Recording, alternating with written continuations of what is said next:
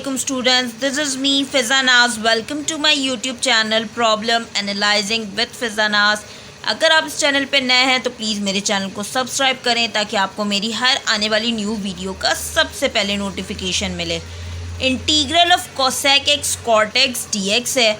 मैंने क्या किया, कोसेक एक्स की जगह लिख दिया 1/sin x, कॉट एक्स की जगह लिख दिया cos x over sine x. ठीक है, जब 1 cos x से मल्टीप्लाई हुआ तो ये हो गया cos x, साइन एक्स से मल्टीप्लाई हुआ तो ये हो गया साइन स्क्वायर एक्स। अब यहाँ पर मैं सब्स्टिट्यूशन मेथड अप्लाई करूँगी।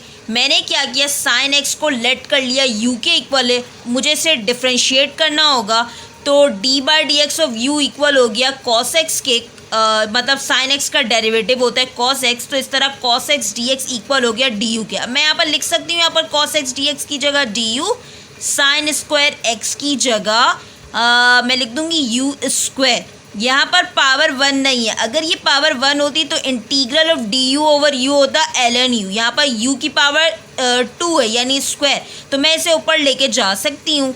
मैं क्या करूँगी, u की पावर -2 du, जब भी u का du मौजूद होता है हम पावर में +1 कर देते हैं, यानी ये वाला फॉर्मूला अप्लाई करते हैं। इंटीग्रल ऑफ x की power m dx equals to x की power m+1 over m+1 plus c।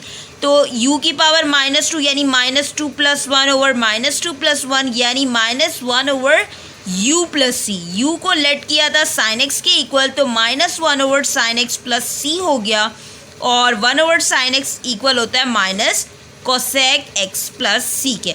Thank you so much for watching my channel, please subscribe it for more videos. अल्लाह हाफिज़, तब तक के लिए अपना ख्याल रखिएगा। अल्लाह हाफिज़।